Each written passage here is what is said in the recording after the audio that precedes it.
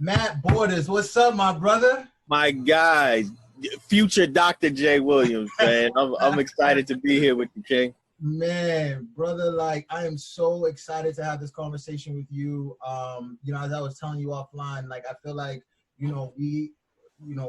we have walked in parallel journeys in so many different regards. I feel like we have so many similarities and cut from the same cloth. And I admire you. I look up to you in a lot of different ways.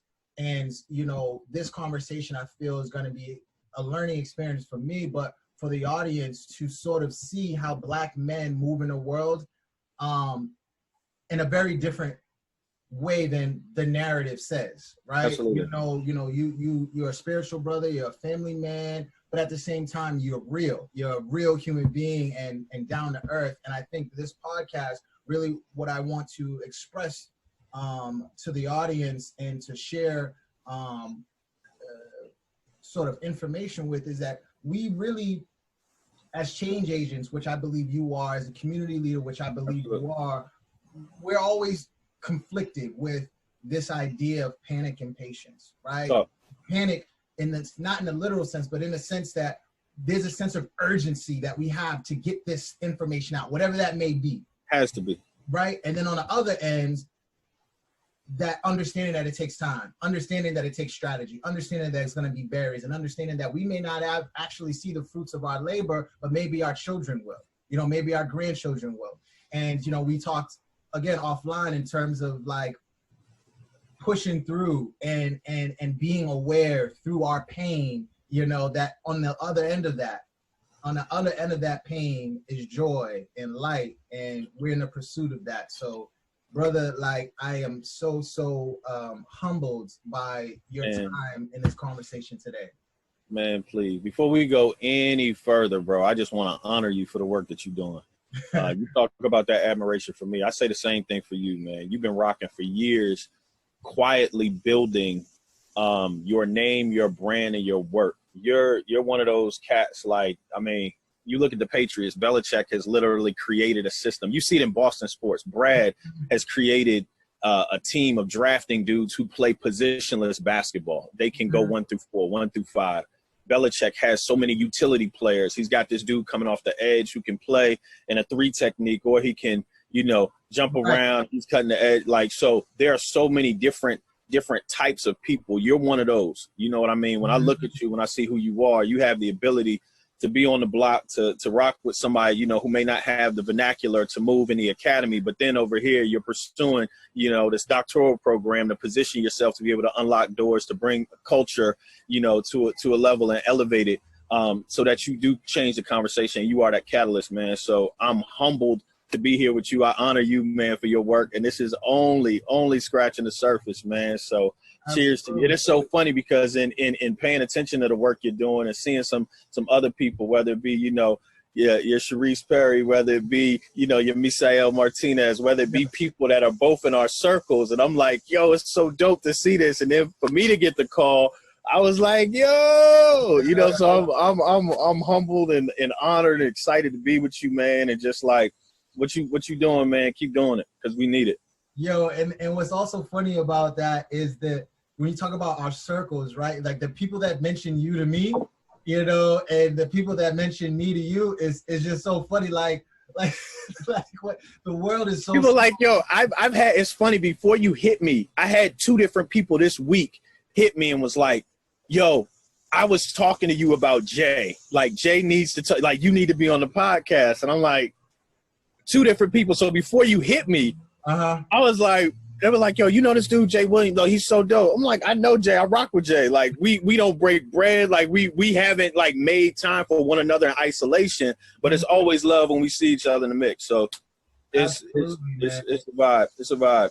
So, I want to start this podcast off by intently listen to the story that you have for me today, bro, because I know you have a wealth of experience and you have lived a life. So what story does Mr. Matt Borders got for me today?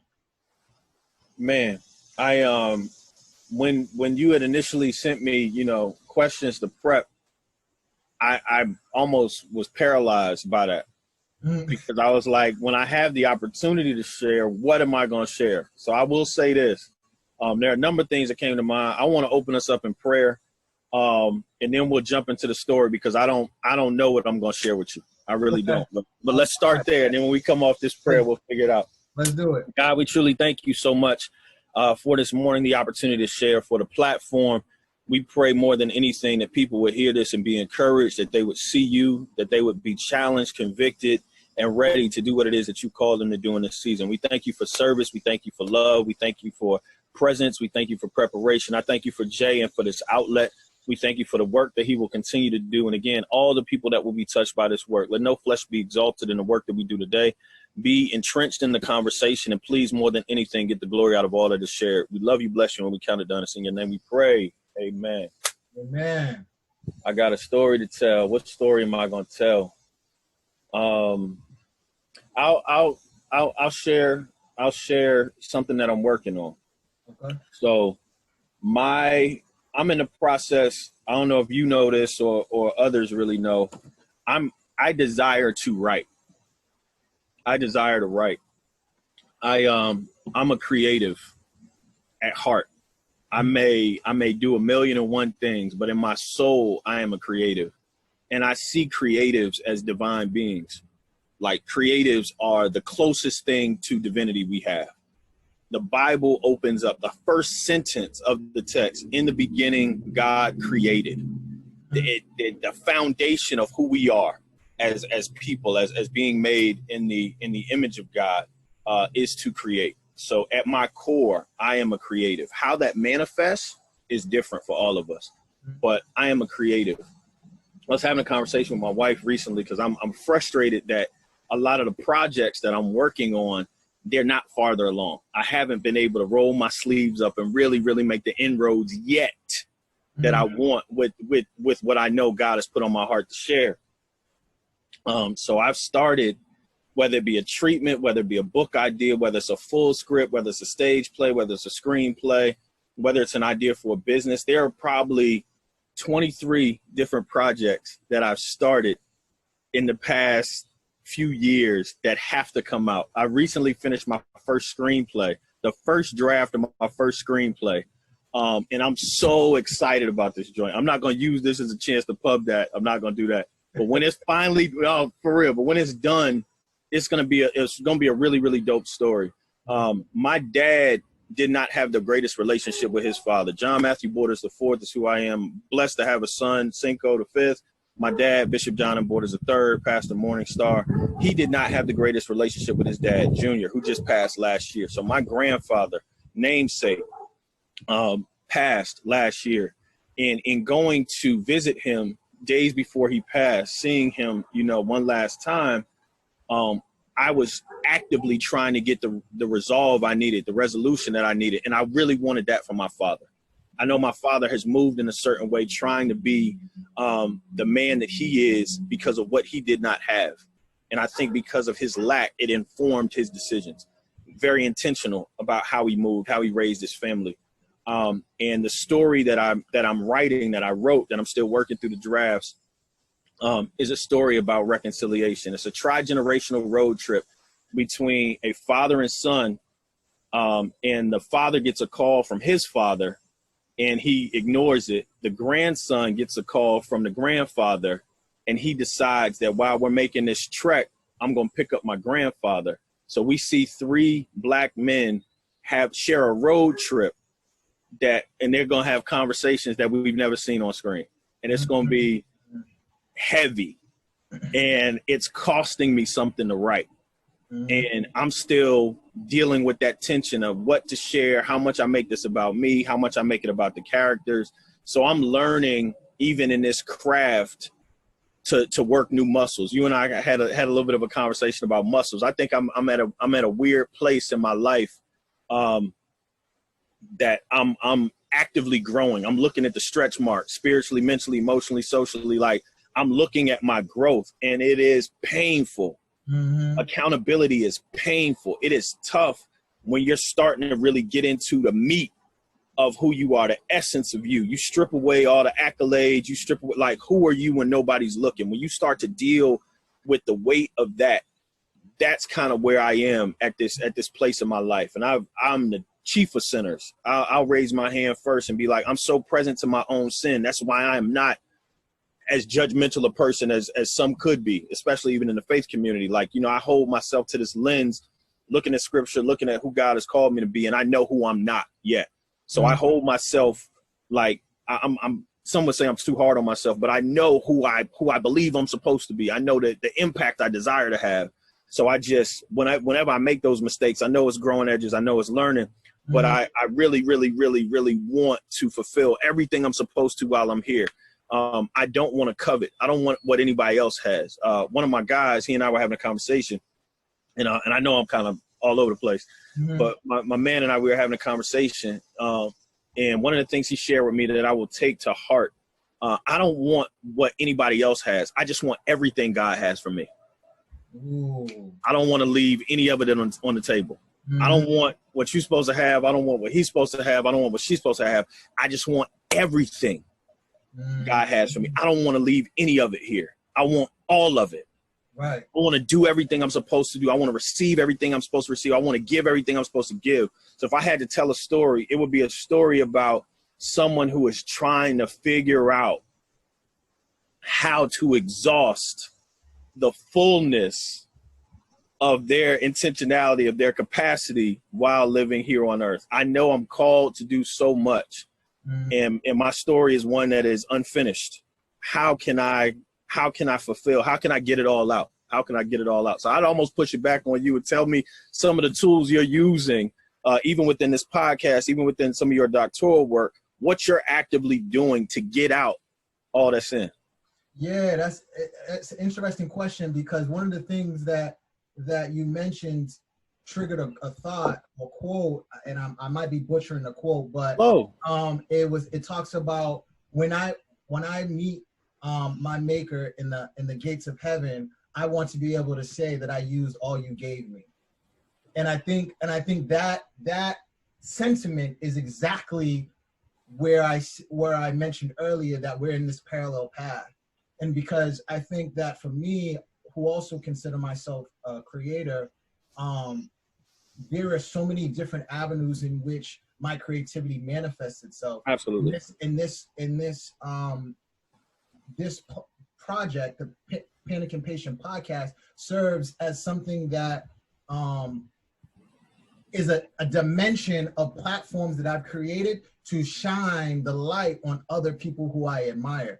And if I look back at my career in creativity, it's always been about creating a platform for others to shine through the vehicle of me having a thought and saying, okay, well, what if I put this painter with this musician, with this vocalist, with this photographer, with this poet, with this spiritual leader, with this, like every time I'm literally creating, but in the process of that creation, a platform is created so that folks can reference the moment when they discovered somebody that spoke to them, or somebody that spoke to them. That's so good. You feel what I'm saying? Of course I do. And that element of cost that you said, you know, what does it cost me to write this script or this project? I think that is something that we as Black men, as Black people, but specifically Black men, tend to want to get a refund because it becomes too painful. Like, okay, I'm going to invest my time in this thing, but this thing hurt me because now I have to look directly at it. And that thing has to look directly back at me. What is the price I'm going to pay for this? Am I going to be left wounded, or am I going to start the healing? And whatever that is, that growth path is what creates the lifestyle. You talked about the gym, right? Like the soreness. We have a decision that day after you're sore, either I'm going to hit it again, I'm going to go to the gym again, or I'm going to give up. And once you get past that pain, the gym, and it becomes a lifestyle. You know, that pain becomes a part of your lifestyle. Would you agree with that sentiment? I would agree with you 1,000,000%, because we look at the growth, but we don't understand. When you start to do some research and you really, really start to understand how your body works, in order for you to grow stronger, your muscles initially have to break down. Mm-hmm. None of us want to be broken. We see brokenness as weakness versus strength. Yeah. So one of the things that we have to do is invert the way we look at things. Like you have to have a different perspective. Perspective is one of my favorite words. I always have like a word for the year. My word for this year is perspective. On one perspective, the world has shut down. We're not moving. We're in a time where we can't afford to have missteps. Invert that perspective. The world has stopped because we collectively can't move forward the way we were operating.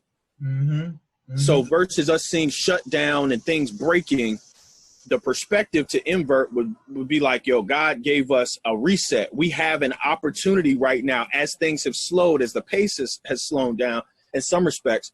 We have the ability right now with things slowing down to invert our approach and how we're going about moving forward and how we're going about looking at things. So even when you talk about, I'm going to jump for a second. When you think of a wide receiver, what's the first thing that comes to mind?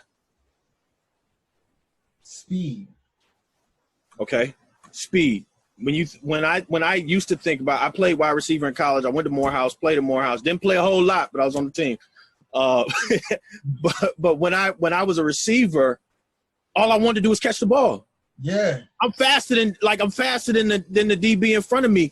Throw me the ball, I'm gonna go get it. If our goal is to score, give me an opportunity to score. I can do this. Mm-hmm. I did not appreciate the fullness of that role until I really, really, really started liking blocking. I had to embrace blocking as a receiver. And it wasn't until I embraced that I need to block as a receiver that I started to get excited about the fullness of what that position entailed.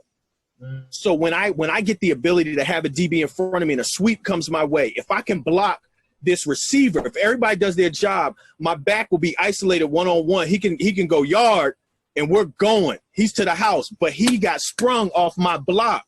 But I want to score. If my goal is to score, if the team's goal is to score, it shouldn't just be about me receiving. It shouldn't be about me catching and scoring, even though I have the ability to do it. And I think one of the pain points right now that we're experiencing within the community is if our goal is to score, it's not about who gets the credit for it. And I think one of the tough parts is that we as a people, we've been told that only some of us can score. We've been told that there's only room for Jay. That Jay and John can't both sit there. There's not two seats. Only one of y'all got access to this. So versus us being in a position where it's like, well, if Jay gets on, we won. I make it about me. Right. And I'm like, but I can score too.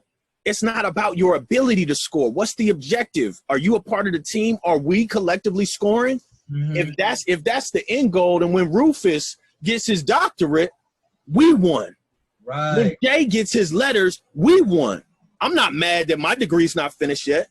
I'm not mad that I didn't get the job. I'm not mad that I'm not on. We won. But if we can't see that collective push, something broke along the way where it was like, there's only room for one of y'all. So when you see John Lewis passing, I think there's something to be said about like generations moving and this mindset of a collective focus. There were so many other people when you look at the civil rights movement. Though King was at the forefront, there were other people who were capable of leading in the manner in which he did. His oration, his ability to speak, his leadership, those intangibles were very present. He got tapped, but they collectively said, we want you to be our guy. You're going to be the face of us. That's different. There was a communal buy-in for the things that Martin did. And I think one of the things that we are tasked with in our generation, one of the things that we have to do is die to our individual advancement and allow the common good to be the North Star. Like if I'm really intent on us moving forward, then I want your podcast to be better than the one I'm trying to start. Or there's room for both to coexist, but I can't hate on yours if you're farther along, if you're making inroads. You know what I mean? Does that make sense? No, absolutely. And so when you have that collective, when your moral compass is the same as the collective, how much of the inner work needs to happen before you get to that collective perspective? Because I feel like the notion that only one person can win is a lot of the lack of internal work that a lot of bro. There's a lot of influences, right? Society bro. is, you know, oppression, all this, it tells us the opposite. But I think the pain of actually saying, like, I'm jealous that so-and-so is winning, to actually admit that to yourself without saying, like, without just the hate or the doubt that that person actually has the ability to play that role. You know what I mean? Jealousy, envy, all those things pop up, and for you to actually be aware, to be like, oh, like, damn, I'm actually, like, I'm hating on this dude. I'm hating on this queen. I'm hating on this king. Like, what is it about me that what is it about me that I'm not addressing to be able to actually say I'm jealous? And then in that process, I believe, is the start of true collective healing. Bro, you couldn't have framed it better. Like, when you look at Maslow's hierarchy of need, if there's somebody who's listening to this who doesn't know what I'm referring to, take a second and look at Maslow's hierarchy of need. And when you look at, like, the foundation of how this pyramid really comes together, like, when the basic necessities are not present, it's hard to get to the level of enlightenment at the top. Mm-hmm. So, like, if you're struggling with air, with food, with water, with shelter, if you don't know how those needs are going to be met, to get to a place of enlightenment, to get to the place of real truth and purpose, it's hard to even get there. Right. Because I'm hungry right now. You're eating and I'm not. I'm hungry. Right. I can't get to my purpose if my basic needs aren't being met. And I think one of the things is we aren't so present to our collective necessities not being met. Like, because they've told us there's only so much room for some of us, that I have this freedom, I have this liberation of enlightenment because some of my basic needs are being met. I'm employed right now. I'm grateful. In the midst of this hardship, I have employment. I have the ability to create wealth for me and my family. I'm not as concerned with meeting my day-to-day need right now, that I now have the freedom to think about the purpose-driven work that I'm doing. Mm-hmm. That's a different place. When you start to get to a place in your career where you're not chasing the bag and you're chasing the purpose, you approach the work differently. You do. Like, so when you're like, you know, I got this, you know, this job where I'm working hour to hour. I'm trying to get, it's check to check, but I'm working an hourly wage versus having a salary career. And then that salary career going from 5 figures to 6 figures, and then 6 figures to mid 6 figures, and then the 7 figures, you start to approach a different lens. You start to move in a different way in your mindset, and it creates a different level of freedom where you're starting to reprioritize how you approach certain things. Mm-hmm. So you're able to be self-reflective when you can say, why am I hating on Jay for his advancement? Mm-hmm. You have to have certain needs met. Your basic necessities have to be met to even reach that point where you can ask yourself that question. So I'm able to ask myself that question because certain needs have already been met. I'm able to check certain boxes. I have shelter. I have food. I have air. I have reasonable health. I got to lose some weight. Quarantine has not been good to me in that regard. I've been eating, but I'm actively present to the weight I need to lose. I'm trying to do it. Yeah. I'm trying, y'all. We all trying. You know, but I'm present to that. I'm present to that. And because of that, I'm able to self-assess. I'm able to say, I'm hating on Jay because I know there's more inside of me. Mm-hmm. What is it that I'm not doing to tap into my truth? What is it that is holding me back from this level of liberation that Jay has reached? So one of the things that has been very, very helpful to me is I've asked more questions in this past season of my life than I think I ever have. Mm. In your youth, you think you know so much. Right. And you're like, man, I'm on. You don't know nothing. You don't know anything, bro. Right. You don't know anything. I'm married with children right now. I'm growner than I've ever been, doing better than I've ever been, and got more unanswered questions than I've ever had. Right. And so with this self reflection that you've done in this season, how have you found ways to build community? You know, how is building community manifested for you, particularly in this season when your sort of traditional way to build community has now shifted because of proximity to people? And I'm sure you, being a spiritual person, have found ways to get around that. So help me understand how you've been able to manifest that. I love that question. I've been more intentional, bro. I've been more intentional. I think I value my time more than I ever have in my life. And I used to look down on men and women who were so particular about their time. Like my man used to, like, I remember trying to get on people's calendars, some cats who were, you know, more advanced in a different place. And they'd be like, yo, shoot me the invite, you know, let's make time for it. Like, they stuck to their schedule. And I was immature because I'm like, bro, if you got an hour, like, if you my man, like, make time for me. Right. But I didn't put together that time was an asset. I didn't see the capital in time at that point in my life. I'm like, yo, just hit me, bro. Like, if we're going to get up, let's link. Like, let's do it. Let's build. Make time for it. Be intentional about it. If you're going to work out, have a schedule. If you're going to have deadlines, if you got output, like, have time. Like, manage your time, bro. If you pay attention to people who we deem successful, they manage their time well. Yeah, efficient. Bro, efficacy is everything. I may not like everything about Kevin Durant's game. I may not like everything about how the Golden State Warriors used to play. They are efficient.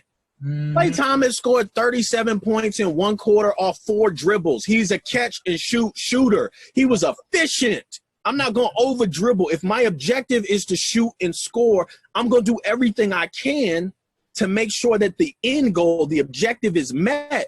If my goal is to build with you, if my goal is to grow, then I need to identify those things that are holding me back from growth. What is it? My time management. I need to be more accountable. How can I do that? I can set schedules. If you're going to play video games, if you're going to play 2K and Madden, if you're going to be online, if you're going to watch Netflix, Hulu, if you're going to do whatever you're doing, make time for it. Be intentional about it.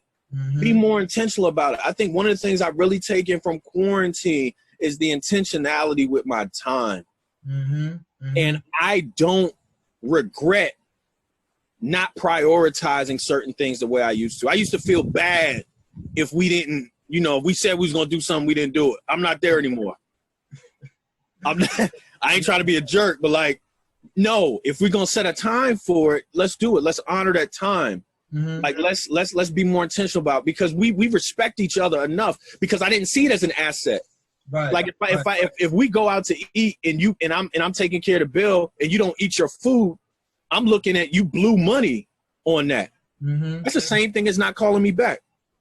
That's the same thing as not responding to an email. That's the same thing. Like, you're not valuing the time and effort I put into that relationship. And when we don't see that as an asset, we do ourselves a disservice. So if we can value each other, if we can value ourselves, and we can value time more, I think the efficiency, the efficacy that we're looking for in terms of output, it'll be night and day. And so when you taking this intentionality around time and effort, the community that you are connecting to, has it shrunk or has it grown because now it's not at a whim? Hey man, I want to call. Can you just hop on this call? I just want to just vibe with you for a minute. Is it no, like, okay, what are we going to talk about? And this is how long I have, because I have all these other things that I'm trying to build and work on in the process. It's definitely shrunk. Okay. It's definitely downsized. And it's not in a malicious way, like I'm better than anybody. It's not that. But when you value yourself differently, you don't move the same way you used to. If you see a young woman who is, you know, or a young man, and they're actively giving of themselves, you know what I'm saying, to two different people, you sometimes would question if they understand their value. And when you start to value yourself more, you're again, this word of intentionality, you're more intentional about how you move. So I have no problem prioritizing my time and making room for those within community that we're building. But I want to be so intentional about what that looks like and what our objective is, because I don't have time to waste. If this could be going toward my kid, if you and I are going to kick it, if we're going to spend an hour, my wife and my children just went to do something. That's time I could be spending with them. Right. Right. But I'm intentional about the time you and I are taking because I see value in it. I value you. I honor you. I'm humbled at the ask, that at the invitation, and I'm hoping that there's something that you and I share that unlocks something for someone else. Right. Can I make time for my wife and children when they come home? Absolutely. So I had to prioritize what our exchange looked like. So the intentionality in terms of how I'm moving is something that I've been focused on over quarantine. So to answer your question about community building, it's definitely gotten smaller. And I want to be more intentional about those who pour into me and those who I pour into, because we don't have time to waste. There's a return on investment for everything. If you're going to kick it with somebody, if we're going to build, there's a return. I'm investing my time with you because I hope that as you matriculate in your doctoral program, as this is one piece of your larger podcast and your foundation, I want to take pride in the brick that I'm laying in this foundation. When we look at the mansion that Jay has built over the years, I want to be like, yo, that's my brick. When we all take a step back and look at how dope your excellence is and what you've been able to build, and everybody's like, yo, I want to be like, yo, that was my brick. That hour we took on that Sunday morning in August, yo, that's my brick. That's my narrative with you. So it's a level of investment. What's the return on investment? As you're looking at stocks, as you're looking at the market, like you don't ever want to just dump money. You don't ever want to just dump an asset that is valuable to you. So if my time is valuable to me, then that time has to be valuable in terms of the community and intentionality about how we move as well, whether it be young men, old men, men and women, like whatever that looks like, people, just how we move.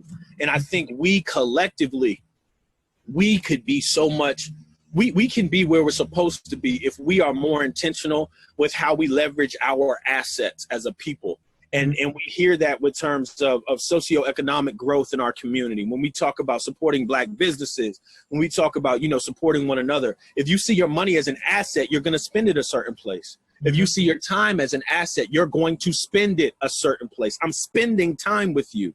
Right. The connotation around spending, there's a level of investment there. I'm not just kicking it. I'm spending my time with you. That's an asset. Right. And so I want to switch gears just a little bit when we're talking about the empowerment of the Black community.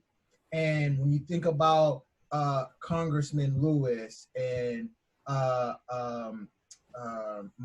MLK, Malcolm X, all of our ancestors who have made an incredible impact on the culture, the church has been such an integral part. Spiritual communities, faith-based communities have been such an integral part of the movement, whatever movement you want to pick to, whether it's civil rights, whether it's voting, whether it's poor, like all these different things, the church has been sort of a place where people have found solace, safety, spiritual awareness, all of those things. And hopefully you can correct me and change my perspective, but it feels like we've gotten away from that a bit, where the leaders of this movement have not seemed to be as connected to the faith-based community. You think, is that intentional, or is it just looks different to where it's harder to recognize? Now, you being a person who is in the faith-based community, and a leader in the faith-based community, you may have a different perspective than what I can see. So I'm hoping that this question really opens my eyes and some of the viewers' eyes. So what the actual church is doing to help along with the movement, BLM, Black Lives Matter movement, social justice, all of those things. That's what I mean by movement. I'm with you. I think, great question. I think the way you framed it was perfect. And I think the role of the church has evolved over the past, 5 decades. When you look in terms of the civil rights movement, the church was our anchor. The church was what we had. It was the one central place that we collectively gathered. It was a safe place. It was a refuge. It was ours. When you saw the introduction of social services, and when you saw government, and when you saw nonprofit agencies really start to take a different tone and voice in terms of how that culture leveraged effectiveness, the leadership started to shift from the church into different social constructs that, and money and resources started to shift away from the spiritual anchoring being the North Star into more of a social justice action. So when you look at the church, you look at the foundations of the church, things, I would say, like organizations, things have been, I won't say they've been divisive, but like things have been introduced that have kind of steered in terms of a different direction. I can say from my understanding with some faith-based communities and some churches, I think of something like Morning Star. We have something called the Exodus Ministry. It deals with addiction. When you have people who are dealing with addiction and you use the lens of faith to help liberate, that may not necessarily align with where resources come from. So if the government has the ability to, or has the tax write-off or money earmarked to go towards countering recidivism, towards activism, towards addiction, countering addiction in a community or community of color, you may look for those resources to be put toward a nonprofit, whereas those resources used to be put toward the church. So as the church is starting to really, really recenter itself on its identity, the church used to be the focal point for all things. Now that the church is not the focal point for all things, the church needs to re-identify its narrative and its purpose. So when the church used to be the haven for all, now if the church is going to be the spiritual centering, how can the church still be the bridge for all things when you have this nonprofit over here that's creating jobs to do X, Y, and Z, when you have different leaders who aren't necessarily using faith as the anchor to move the needle in terms of impact? So it's almost like this tension. There's still an ability for the church to be effective. There's still an ability for the collective work to be had. But I don't think the church plays the same role culturally for us as it did for our predecessors. Does that make sense?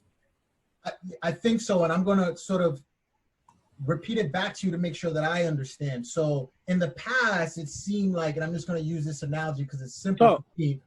It's in the past, it seemed like the church was almost like a mall where you can go to this store to get this thing, this store to get this thing, this store to get this thing. But now it seems to be, it has shrunk into a food court where you get nourishment for all of those who are employees of the community, meaning social workers, educators, all the different facets of our community. Did I sort of? It's a great analogy. To dive a little bit deeper, if the church was the mall and you entered the mall, you entered the structure, and all of those things fell under the umbrella of the mall, to your point exactly, now those stores are isolated, so you can decide whether you want to go in or not.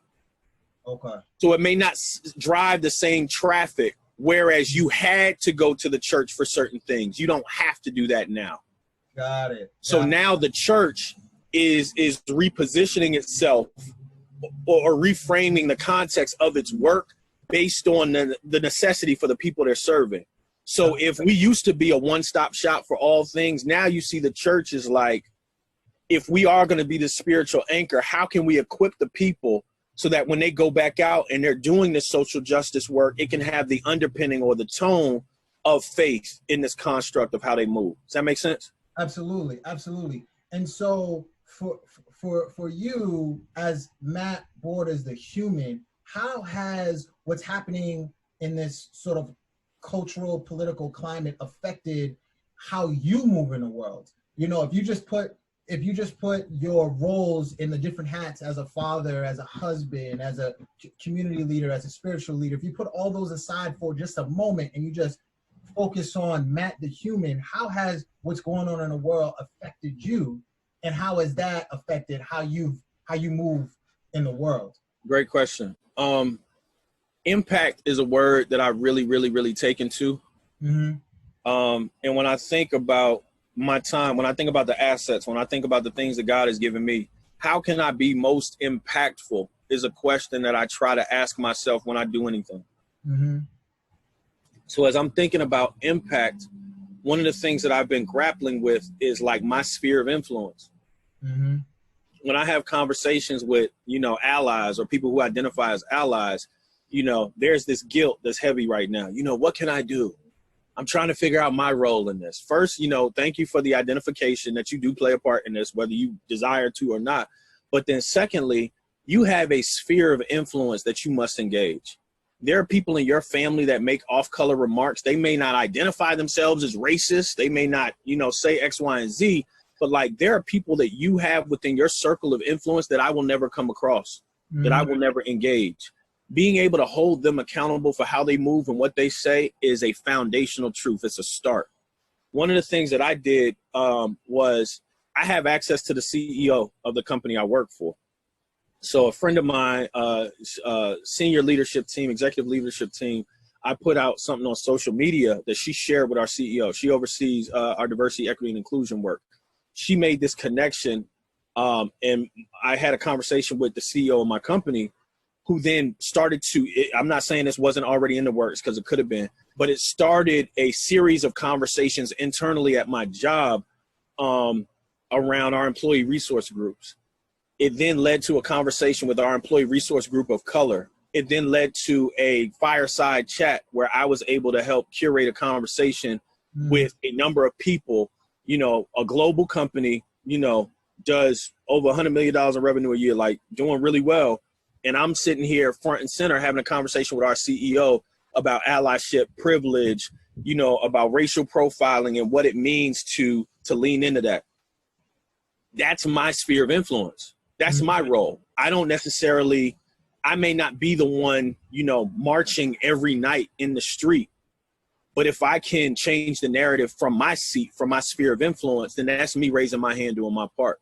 And I think one of the things that we all need to identify is each of us play different roles in this work right now. So just owning your position, playing your position is probably something that I've really, really taken to in this season. And first identifying what position I play and then playing that role well. I don't expect Shaq to play point guard. If I'm telling Shaq to work on his handle, that's not benefiting the team. Right. Shaq, right. I need you to be strong. I need you to be healthy. I need you to get on the block. I need you to rebound. I need you to run the lane, and I need you to dunk. I need you to protect the rim. That's what you do well. Play your position. I'm not looking for you to shoot threes. You're not a stretch five, bro. Right. Get on the block. Play your part. So if I can play my part and within my sphere of influence, I have access to certain people. I can have certain offline conversations. I can challenge them behind closed doors. I don't need to put everything on social media. Yeah. I don't need to let everybody know what I'm doing. But if I know that I can have a conversation, if I can be intentional about my time and I'm finding different ways to see my impact, then that's me doing my part.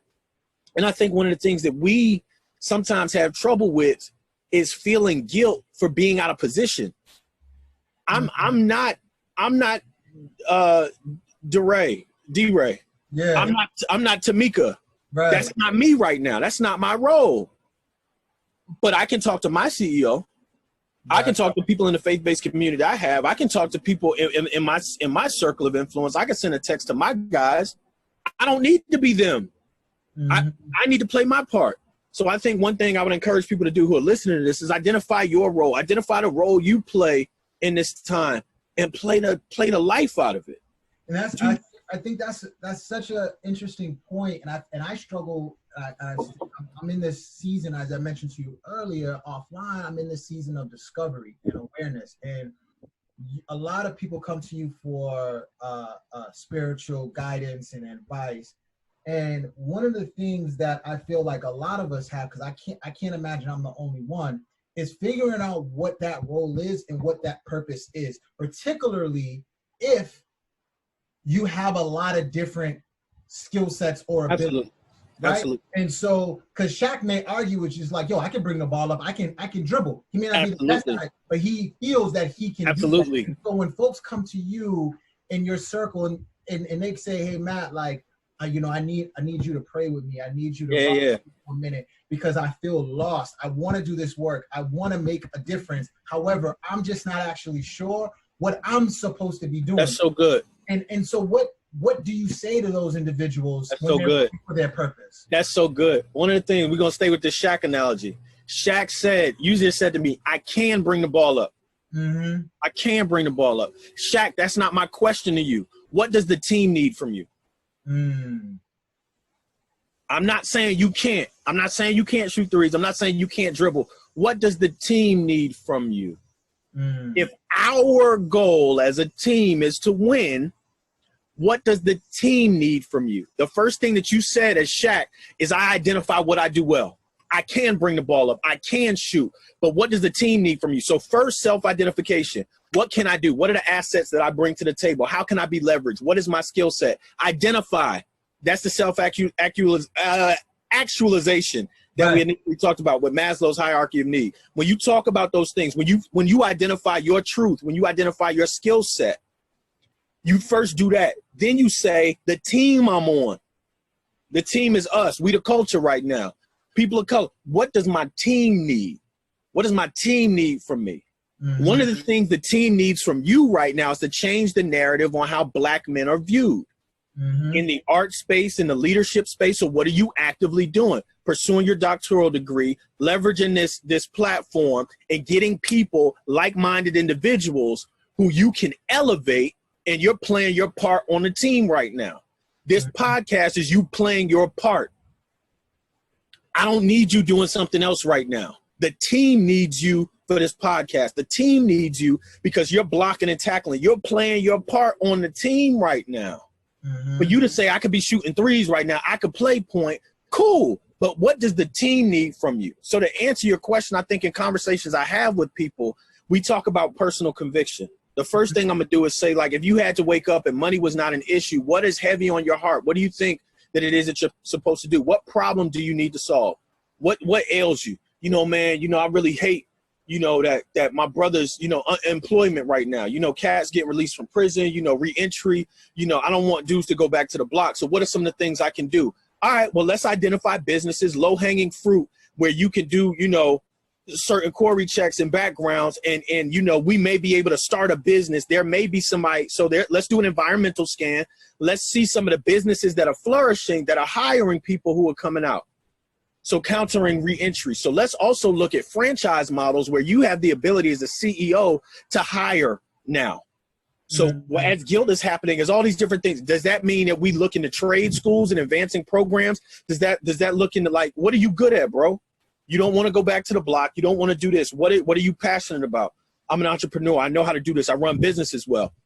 What business can we get you doing where you do this? It may be something as small. I started my first landscaping business at 7 years old. I've been a business owner. I'm you know, 30 years removed from that almost. I started my first business at 7. It's always been in me to create. My dad was like, yo, go outside and shovel. I need you to shovel. I went outside, I shoveled for us. He gave me, you know, $10 and was like, good job. I went back outside and I looked at how much snow was on the ground.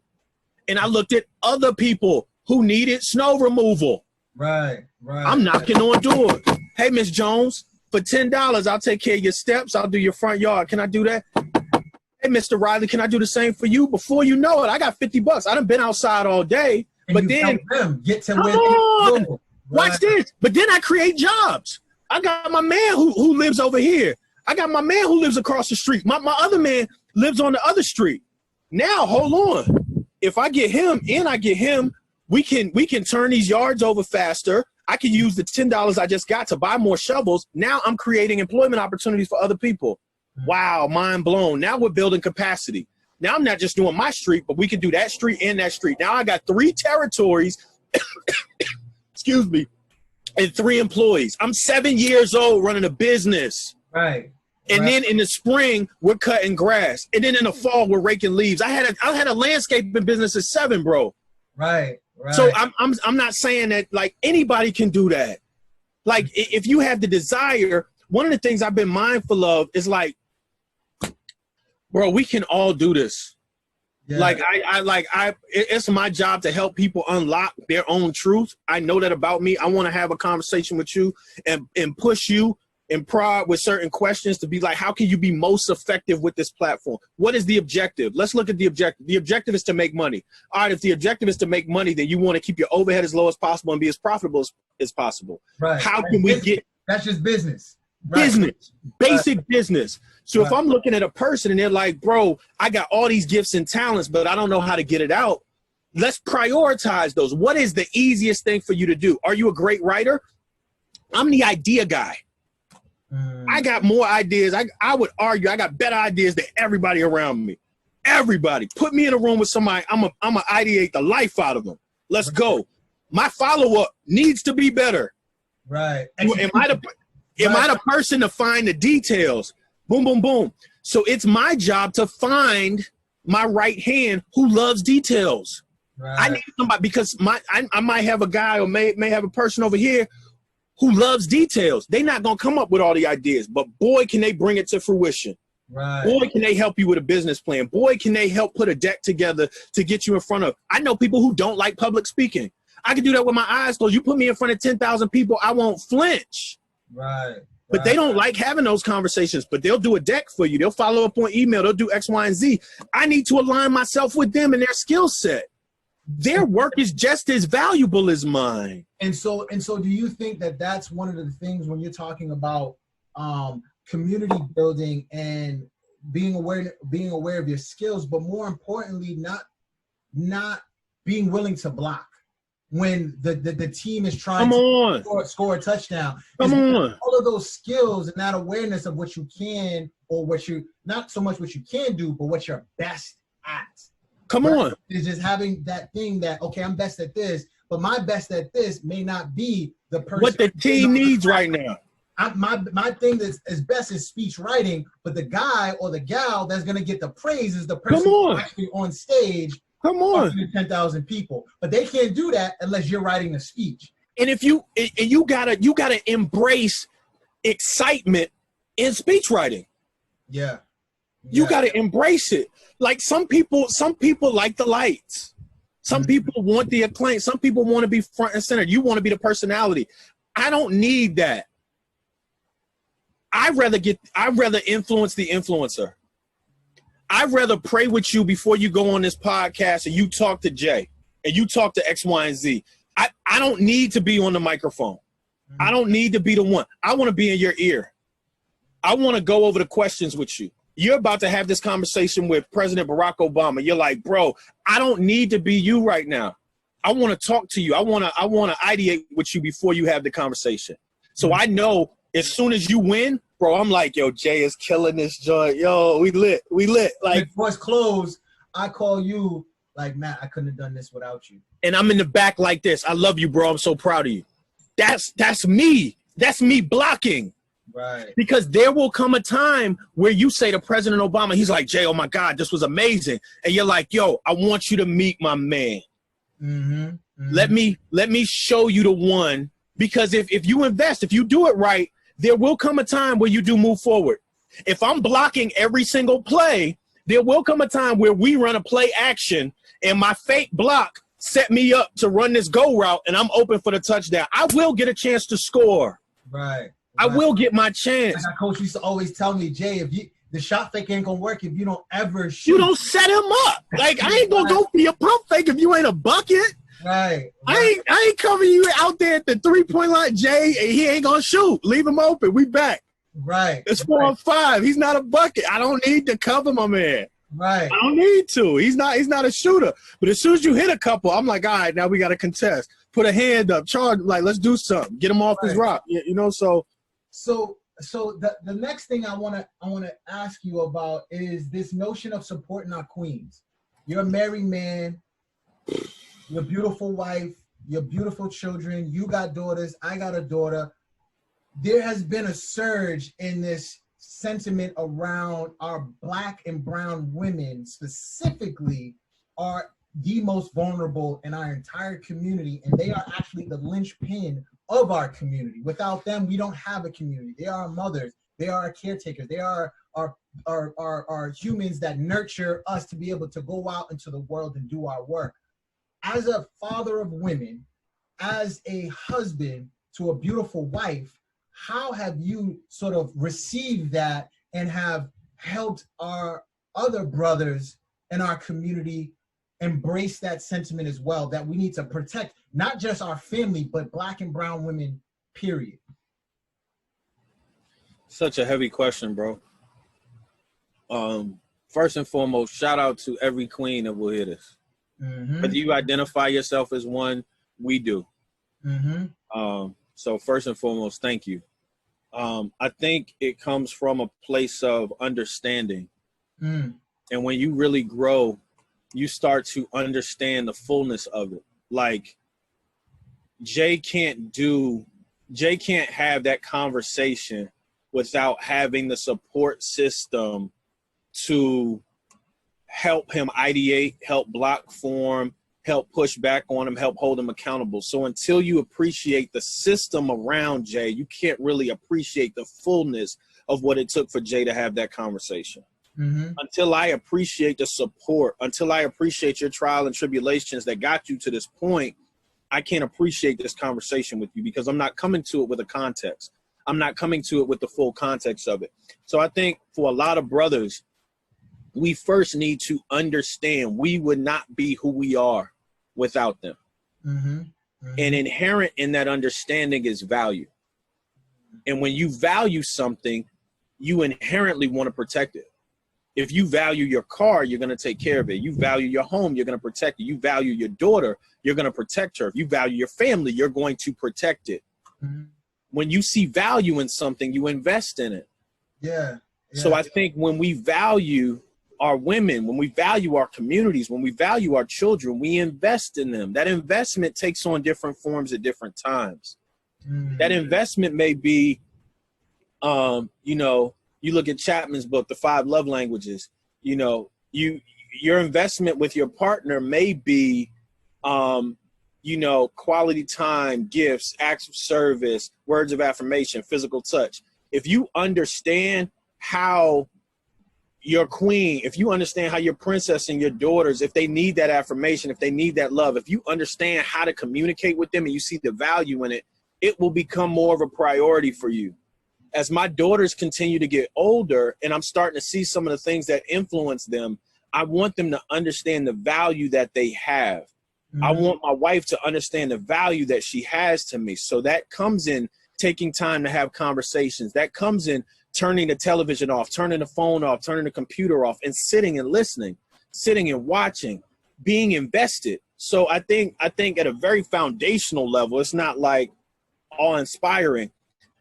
If we really take more time figuring out what it is that is needed for our queens in this moment, then I think the output will be different. If your lady says to you, you know, I'm discontent in this job, then you say to her, you know, what do you want to do? I want to start my own business. What will it take for us to start a business? Very foundational conversation. So I may not take you out to eat for a week or two. That $100, that $150, that $200 I was going to spend on this dinner, I just got an LLC for you. I started a website for you. And now we're spending our time versus Netflix and chill versus Hulu and Disney Plus. We're online together looking at what this LLC will cost for you to be able to X, Y, and Z. We're looking at the void in the market. We're looking at X, Y, and Z. I'm invested in you because I'm hearing your level of discontentment at your job. If you're discontent in your job, you're bringing that home. You're bringing that energy home. Now that strife that you had because you couldn't leave it at work is bleeding over into the bedroom, is bleeding over into our quality time with our children, is bleeding over into how we engage with one another. So it's my job to actively find a way to block for you to get you to the best version of yourself. And if that means us reassessing how we invest in one another, then so be it. Does that make sense? It makes complete sense, but I want to dig a little bit deeper into this because everything you said is incredibly important and I get it. But that's not really what I'm trying to get at. What I'm really trying to get at is the women that are not connected to us, right? Because I feel like it's easier, not easy, but it's easier to do that for our daughters, to protect them. It's easier to do that for our partner. It's easier to do that for our mothers. You know how brothers are about their moms, right? But the women we don't know, I feel like that's where this sentiment is coming from. The sister that we see at work that could be berated at by her manager simply because she's a female. The sister in the community that's doing work that is not getting the support that she needs from us. That's really where I feel like the real work begins. And so what do you say to that? It's taking that time. It's taking time to put 15 minutes on her calendar and to check in and say, sis, I see you.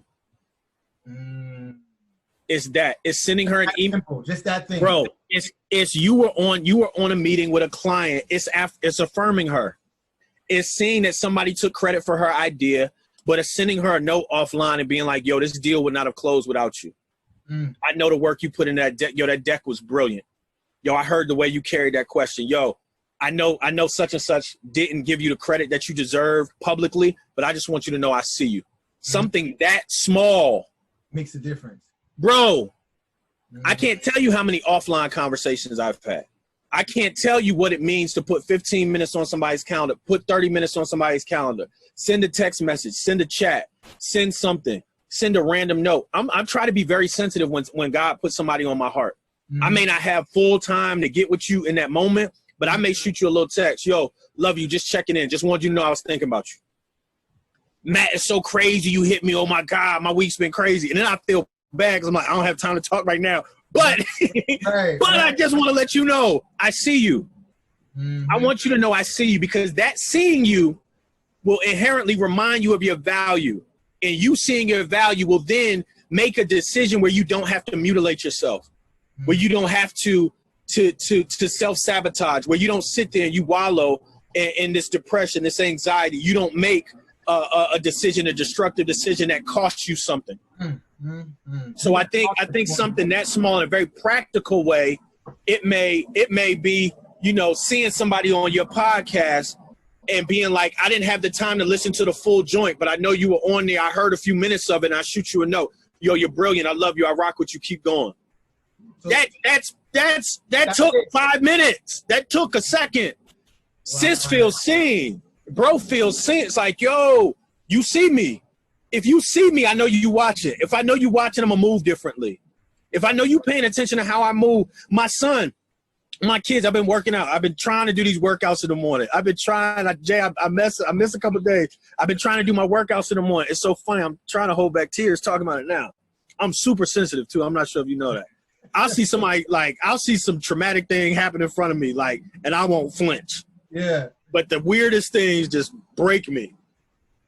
I was working out the other morning in my basement. I got the little DVD on. I'm down there trying to do my push-ups, do my sit-ups, do my little calisthenics. I'm trying. Right. My daughter comes down. She heard the music, and she worked out with me. Yeah. The next morning,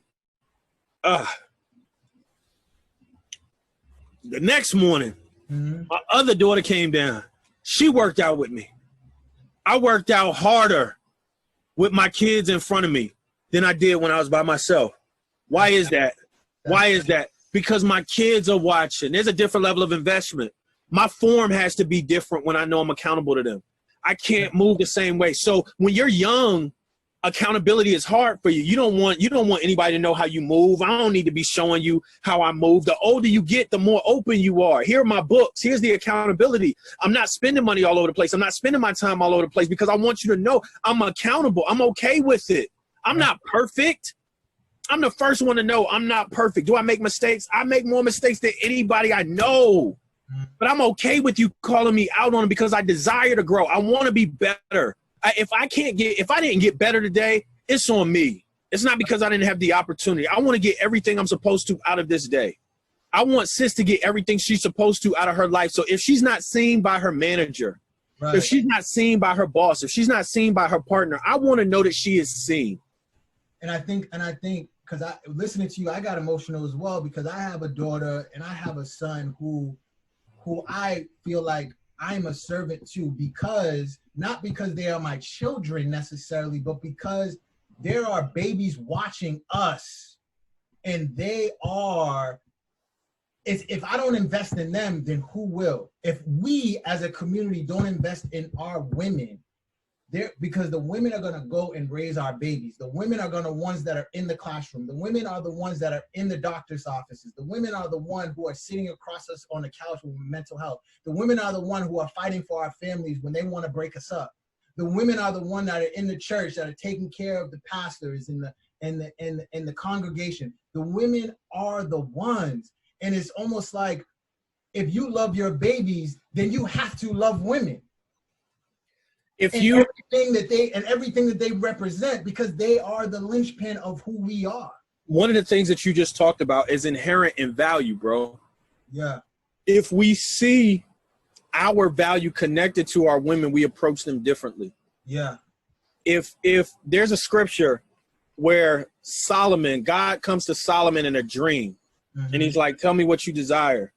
Solomon's posture is one of gratitude. He says, before I ask you for anything, I want to thank you for what it is that you've already entrusted me to. You've been with my father. You've been with King David. Like you've already taken care of my family. You've given me people to be in charge of that are too innumerable. I can't even count how many people you put me in charge of. So before I ask you for anything, first I want to thank you. But then secondly, I ask for wisdom to govern who it is that you've already entrusted to my hands. Before I ask God to give me a bigger house, a larger business, a greater community influence, Lord, am I being a good steward of what it is you've already entrusted to my hands? Am I being a good partner? Am I being a good father? Am I being a good community leader? Am I being a good friend? How am I managing my time? How am I managing my money? Lord, before I ask you for anything else, thank you for what you've already given me. Spirit of gratitude first. Then secondly, give me wisdom to handle what I already have. I'm not going to throw you the ball if you're not blocking. Show me you can block, and I'll throw you the ball. I'll give you the opportunity to score. But if you can't show me that you're excited about the team winning, then you getting pulled off the field. If you can't show me that you want to serve your wife, I'm not going to entrust you to run something else. If you can't show me that you can't serve your kids, I'm not going to entrust you to run something else. If you can't show me that you can be a good steward over your conversation with Jay, why would I give you this conversation with President Obama? Why would I unlock that next level for you if you can't show me you're a good steward over what it is I put in front of you? I can't have you be, running the city. I can't have you running the state if you can't run your hood. You can't run your home. If you can't run your block, you can't run your street. I can't have you in charge. I won't expand. I won't enlarge your territory. I won't give you more until you show me you could be a good steward over what you already have. So before I want all this influence, before I want this bag, before I want this, keep the regular thing clean. Yo, I want new wheels, bro. I'm looking at this whip. I got this. You don't make payments on time for the car you got. Right. You want a larger crib. You want a mortgage. Like get ahead of your payments now. Like, let's get your credit score high. Let's be a good steward over what it is that you already have. And then I'll give you more. So we have to earn our crown. Like the crown that we claim that we have as kings and queens, there's a level of earnest that you have to have before you can even wear it. The crown is a certain height, bro. You got to do. There was this one machine when I played football. There was this one machine. It was a neck press. Mm-hmm. It's a neck press. You literally had your neck doing these neck curls. You had a bar right there. Why? Because your neck was going to be stronger when you're blocking, when you're getting hit. Like, the stronger your neck is, the easier it is when you get impacted. You're not going to move off your square. Like, if I can't get your foundation strong, how can I entrust you with more? And one of the things that we're talking about is the inherent identification of what it is that we've already been entrusted to as kings, with our queens, with our communities, with our children. So before we get to a place where we want to build and we want to grow and we want to do all this, I need to identify that sister who doesn't have a man in the household, one who I consider my sister. And I need to say, yo, because my man's father isn't around, you know what? I'll actually take him over to the crib. He can come hang out with us. Sis, I know you've been working really hard. Here's a couple dollars. It's just a Venmo. It ain't much. I would spend it on drinks. I was spending on food. I was spending on running around anyway. Let me just throw $25. I want to take care of food for you and your little man tonight. What if we started taking ownership of our community like that, where we actually, cared so much about our neighbor that we were blocking and tackling for one another? I think when that level of community accountability really, really comes to fruition, everything will change, bro. And again, we've only been told that only so many of us can succeed. So if Jay's the only one that could get on, I'm not even expecting Jay to hold me down. I ain't even worried about it. Nah, forget Jay. I ain't listening to Pocket. I ain't listening to what he got going on. But if I know that Jay's heart is for service, if I know that inherent in him is a desire to elevate and to push and make us better collectively, then I'm going to look out for my man. I'm going to give him the benefit of the doubt. You know what I'm saying? I'm going to try to find a way for us to build. I'm going to find a way for us to do something together. So I hope that's helpful. It's incredibly helpful, brother. Like, this conversation was everything to me, bro. Like, it was everything. That's all I can say. It's just, I'm so blessed and grateful that we spent this time with each other, because like I think this conversation was, I got nothing. I'm emotional right now. I got nothing. I needed it. I needed it as much as you did, man. And I thank you for your obedience in this platform, man, because like there is an urgency. Yeah. And if we don't see what this time is calling for, that's on us. Yep. If we are men and women and people in this community that don't understand that the fierce urgency of now, if we don't get it and we don't see what we're supposed to be doing, that's on us. We can't expect, you know, Superman to swoop down and save us. We are our own Supermen and women and people. Yeah. We need to identify what it is that our community needs and figure out what solutions inherent we have within ourselves and try to figure out how we can hold each other down, because that's the only way sustainable change will ever be attained. So I honor you, brother. I thank you for this time that we've shared, man. I love you. I'm praying for you. I'm proud of you.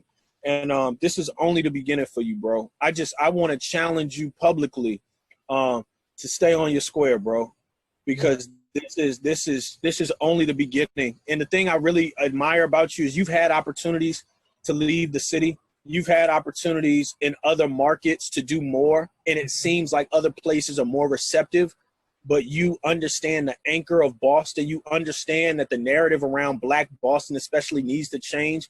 And you're one of those change makers that's actively changing the narrative in the city. So kudos to you for all the work you are doing. I'm proud of you. I love you for it, man. And this is the only the beginning for us. So absolutely, brother. I love you as well. I see you. You matter. Your work matters. Please give the wife my love, the babies my love, and continue to shine, King. Continue to shine.